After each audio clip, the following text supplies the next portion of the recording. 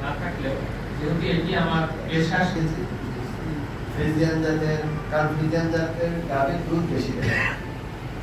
হ্যাঁ, একটা সময় কিন্তু আমরা মানে ছোটবেলায় আমরা কিন্তু আমি চাঁদপুরের মধ্যে বড় হয়েছি, আমি নোয়াখালী রামগঞ্জে বড় হয়েছি, আমার প্রাইমারি স্কুল হাই স্কুল সবগুলো ওড়িয়ার রামগঞ্জ আর চাঁদপুর মিলে আমার কিন্তু প্রাইমারি খাইছি আমার লাইফের বেশিরভাগ সময়।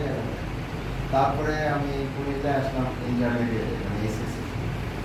তো আমার লাইফে আমি যেটা দেখছি, আমি গ্রামে আমি বুঝেছি মানুষ গরিব পালা একটা মানুষের একটা স্বভাব ছিল, এবং এটা একটা কমন স্বভাব ছিল আমাদের গ্রামের মধ্যে গরু পালা এবং ওই গরুর দুধ খাওয়া। আমি ছোটবেলা থেকে গরুর দুধ খেতে পারছি।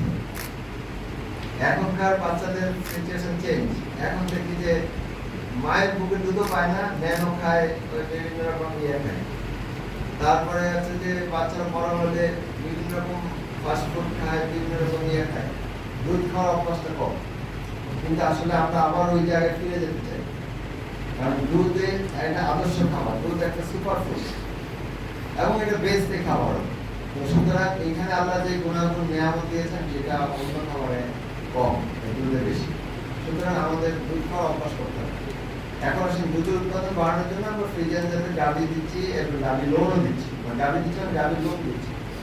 আপনারা ফ্রিজিয়ান জাতের গাভী কিনেছেন এবং আপনারা লালন পালন করছেন। পাশাপাশি এই যে কৃত্রিম প্রজননটা জানা খুব জরুরি, কারণ হচ্ছে আমরা ফ্রিজিয়ান জাতের অনেকগুলো চ্যালেঞ্জ ফেস করছি। একটা চ্যালেঞ্জ তো লালন পালন, আরেকটা হচ্ছে যে অনেকে কনসেপ্ট করে না। কেন করে না? এই যে আপনারা এখানে এসে অনেক কিছু শিখছেন।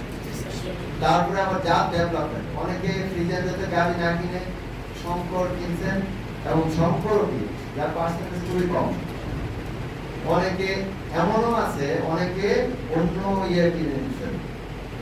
আবার এখানে আবার দেখেন কৃত্রিম প্রজননের মাধ্যমে আপনি আবার জাত ডেভেলপ করতে পারা যায় না, এবং ওখান থেকে আপনি আবার ফ্রিজিয়ানের পরের যে জেনারেশনটা আসবে সেই ফ্রিজিয়ানের পার্সেন্টেজটা বেড়ে যাবে, এরকম সুযোগ আছে। সুতরাং এই ট্রেনিংটা খুবই গুরুত্বপূর্ণ। গাভী লালন পালন এবং কৃত্রিম প্রজননের এই বিষয়গুলো যদি আপনি বুঝে থাকেন, আপনার সদস্যদের মধ্যে এখন আপনার দায়িত্ব হচ্ছে আপনার যে সদস্যরা আছে তাদের এটাই আপনার প্রজেক্টের গরু হোক আর তার নিজের গরু হোক, ওইটাকে ডেভেলপ করে কিভাবে আরো বেশি দুধের উৎপাদন বাড়ানো যায়, এই আইডিয়াগুলো আপনারা দিবেন এবং ওই অনুযায়ী কাজ করবেন। ফিল্ডে আপনাদের বিএলএস আছে, তাদের সাথে সমন্বয় করে কাজ করবেন। ব্র্যাক আছে, আমাদের সাথে চুক্তি অনুযায়ী তারা যৌথভাবে কাজ করছে, তাদের সাথে সমন্বয় করে কাজ করবেন এবং আশা করছি আপনাদের মাধ্যমে একটা ব্যাপক ডেভেলপমেন্ট ওয়ার্ক হবে। আমাদের মাথায় রাখতে হবে আমাদের অল্প সময়ের জন্য পৃথিবীতে আসছি, এই যে অল্প সময়ের জন্য পৃথিবীতে এসে আমরা কত কিছু নিয়ে যুদ্ধ করছি, তর্ক বিতর্ক, 1 ইঞ্চি জমির জন্য ঝগড়া হয়ে যাচ্ছে, নিজের আপন ভাইয়ের সাথে ঝগড়া করতেছি সামান্য স্বার্থের কারণে, অথচ আমরা পৃথিবীতে কদিন পাবো কেউ জানি না। খুবই অল্প সময়, অল্প সময় এমন কিছু কাজ করে যান, এমন কিছু ভালো কাজ করে যান যাতে আপনাকে মনে রাখে আপনার মৃত্যুর পরে আপনার সন্তানের জন্য কি করে যাচ্ছেন সেটা চিন্তা করেন, যে আমি আমার পরবর্তী জেনারেশন জন্য কি করে যাচ্ছি। তাই ভালো কাজ করতে হবে আমাদের বিশেষ। আমাদের ধর্মে একটা কোরআন পবিত্র কোরআনের একাধিক আয়াতে আছে, 2টা কাজ করলে বেহেশতে যাবে। একটা হচ্ছে আল্লাহর প্রতি পূর্ণ আস্থা বিশ্বাস রাখতে হবে, ঈমান আনতে হবে, আরেকটা হচ্ছে সৎকর্ম, উত্তম কাজ। এই যে গাভী লালন পালন করছেন, যে কথা বলতে পারে না, বোঝাতে পারে, তাকে আপনি সেবা দিচ্ছেন, এই উত্তম কাজ। মানে আর কি, এটা একটা মানে অন্যতম উত্তম কাজ। সুতরাং তার সেবা করেন, তার দোয়াও আপনার কাজে লাগে, ওর দোয়াটা আপনার কাজে লাগে। বুঝছেন, আপনি একটা গাছ লাগাচ্ছেন না, সেও আল্লাহ ঠিক করে। আপনি গাভী লালন পালন করছেন, গাভীর ভাষা বোঝার চেষ্টা করছেন, দেখবেন যে আপনি যদি গাভীর ভাষা বুঝেন, তাকে ঠিক মতো ভালোবাসেন, তাকে ঠিক মতো ব্যালেন্স ডায়েট মানে যেটা বলে সুষম খাবার খাওয়ান, তাকে ঠিক মতো লালন পালন করেন, সে বেশি দুধ দেবে। আবার যদি আপনি গরুর ভাষা না বুঝেন, তাকে যদি ওইভাবে লালন পালন করতে না পারেন, আপনার দুধ কম দেবে।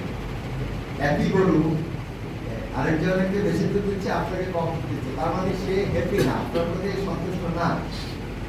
হ্যাঁ, তাকে সন্তুষ্ট করলে আবার আপনি পাবেন। এইভাবে সেও তো আল্লাহরই সৃষ্টি, সেও দোয়া করার ক্ষমতা। তাকে সেবা করে দেখেন যে আল্লাহ সন্তুষ্ট হন।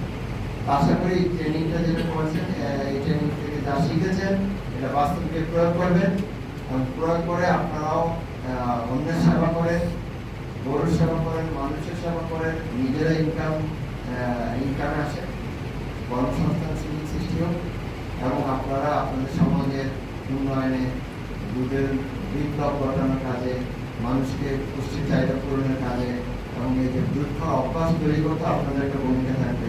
এইসব কাজে আপনারা ভালো ভূমিকা রাখবেন, এই আশাবাদ ব্যক্ত করে। আর আরডিএ-কে ধন্যবাদ জানাচ্ছি। আরডিএর এখানে বিজি স্যার আছেন, আরডিএর যে অনুষদবর্গ আছেন, যারা ট্রেনিং আয়োজন করেছেন এবং বিভিন্ন ক্ষেত্রে সহযোগিতা করেছেন, তাদের কাছে আমরা কৃতজ্ঞতা প্রকাশ করছি, এবং আশা করছি যে এই আমাদের যে পারস্পরিক সহযোগিতা অব্যাহত থাকবে। আর আপনারা যারা ট্রেনিং করছেন, আপনাদের প্রতি কৃতজ্ঞতা যে আপনারা বিভিন্ন রকম সমস্যার সীমাবদ্ধতা নিয়েও এই ট্রেনিংটা কন্টিনিউ করেছেন এবং ভালো কিছু শিখে যাচ্ছেন।